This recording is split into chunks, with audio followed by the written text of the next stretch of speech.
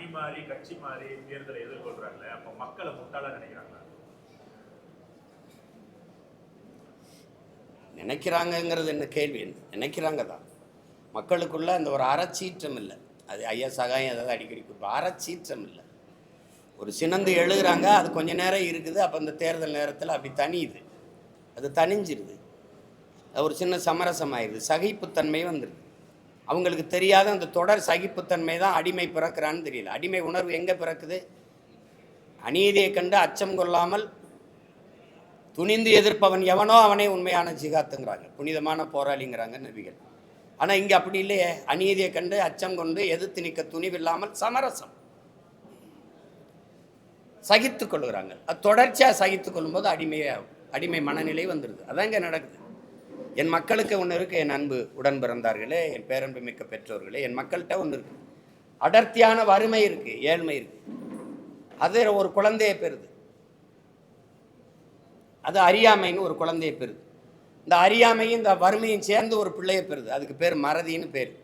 இந்த மூணும் சேர்ந்து இந்த அரசியல் தலைமைகளுக்கு முதலீடாக மாறிடுது. நேற்று இங்கே இருந்த இவனை திட்டி பேசுன, இப்போ இன்னைக்கு மானங்கட்டு இப்போ இங்கே இருக்க, அப்புறம் இவனை திட்டி பேசுகிற, என்னதான்டா அவன் கொள்கை கோட்பாடு அப்படின்னு இல்லையே.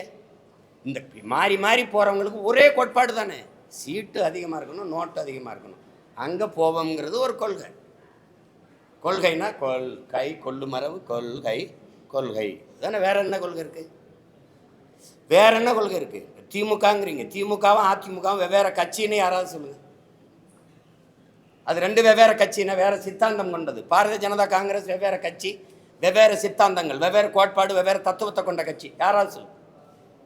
ஒரே ஒரு கருத்தில் இந்த இடத்துல காங்கிரஸ் பிஜேபியிலேருந்து மாறுபடுது ஒன்று, இல்லை அதிமுக திமுகவில் இந்த இடத்துல மாறுபடுது ஒன்று. இப்போ ஆட்சியில் இருக்கிற திமுகவில், இப்போ இருக்கிற ஆட்சியில் இருக்கிற திமுகவில் 10க்கு மேற்பட்டவர்கள் அதிமுக அமைச்சர்கள். ஆமாவா இல்லையா? ஆமாவா இல்லையா? ஐயா சேகர் பாபு, ஐயா கண்ணப்பன், ஐயா ரகுபதி, ஐயா முத்துச்சாமி, தம்பி செந்தில் பாலாஜி, ஐயா ஏவா வேலு, வேற நேர் விட்டுனா ஐயா KK சொல்லுங்கள். முதன்மையான அந்த அமைச்சர்களாக எங்கே இருந்தாங்க? இங்கே இருந்தாங்க அதிமுகவில். இப்போ இங்கே இருக்காங்க. நாளைக்கு இங்கே இது வரும்னா இங்கே வருவாங்க. இது கேட்டால் இது தாய் கழகத்துக்கு வர்றது, இது போட்டால் சேய் கழகத்துக்கு வர்றது. அப்போது இது சொர்ணாக்கா, திமுக ஒரு சொர்ணாக்கா, அப்புறம் இங்கேருந்து வருது ஒரு வர்ணாக்கா வருது, அப்புறம் இங்கே வசதி இல்லை, அப்புறம் சொர்ணாக்கா டைப் வருது. உங்களுக்கு புரியுதுன்னு? தாயை போல் பிள்ளை, நூலை போல் சேலை. தாய் கொடுமைக்காரியாக இருந்தால் பிள்ளை அப்படியே கோகில வாணியாக பிறந்துருமா என்ன? இது கொடுமை. இது ஒரு ஏமாத்தி இந்த ஜனத்தை நாங்கள் ஆட்சியை மாத்துறோம், அதை தூக்கி எரியணும். எங்கே எறிவ? யாரை வச்சு எறிவ? தீமைக்கு மாற்ற எப்படி தீமை? நபிகளாற்ற போய் கேட்குறாங்க, இந்த தீமையை எப்படி ஒழிப்பீர்கள் நபிகளே? நன்மையை வச்சு தானே. நன்மை எங்க? யார் நன்மை? நெருப்புக்கு எப்படி நெருப்பு எப்படி மாற்றாகும்? நெருப்பை வச்சு எப்படி அணைப்ப? ஒரு தண்ணீர் வேணது யாரு? திமுகவுக்கு மாற்ற அதிமுக எந்த வழியில் எப்படி? ஒரே ஒரு இடத்துல வந்தா டாஸ்மார்க்க மூடிடுவாருன்னு சொல்லு. ₹1 கமிஷன் வாங்க. பணி அமர்வா, பணியிட மாற்றமா, பணி உயர்வா, 5 பைசா வாங்க மாட்டார். ஒன்று யாராவது அவர் வந்தால் மலையை காப்பார், காட்டை காப்பார், நீர்வளம் ஏரி எல்லாம் பாதுகாக்கப்படும். அப்படி இருக்கும். ஏதாவது ஒரு மாறுதல் சொல்லுங்க. அதிகபட்ச வளர்ச்சி இந்த நாடு கட்டமைக்கிற வளர்ச்சி கடன் வளர்ச்சி. 5 லட்சம் கோடியில் விட்டு போய் 10 லட்சம் கோடி கடன் வளர்ச்சி. வேற எது வளர்ச்சி இருக்கு தம்பி? நீங்க சொல்லுங்க. எல்லாம் படிச்ச பிள்ளைங்க தானே, ஒன்று சொல்லுங்க. என்ன வளர்ச்சி இருக்கு? சும்மா பேசிக்கிறலாம். கூட்டணி வச்சு கூடி கொள்ளையடிச்சா சரியாயிருமா? எந்த அடிப்படையில் அணி சேருவீங்க? எந்த அடிப்படையில்? இது என்ன அரசியல்? தேர்தல் வந்தவொடனே யார் எங்கே போகிறது, அவர்கள்ட்ட எவ்வளவு பேசுறது, இவள்கிட்ட இது கேவலம். இதெல்லாம் இந்த பேரம் பேசுறது பொலிட்டிக்கல் ரெவல்யூஷன் அப்படின்னு தான் வருது. எல்லாம் அரசியல் மாறுதல், அரசியல் புரட்சி அப்படின்னு தான் வர்றாங்க. அப்புறம் அது அரசியல் பிஸ்னஸ் ஆகுது, பொலிட்டிக்கல் பிஸ்னஸ் ஆகுது. கடைசியாக எங்கே வருது? கொச்சையா சொன்னது கடைசியாக அப்படியே இருக்கு.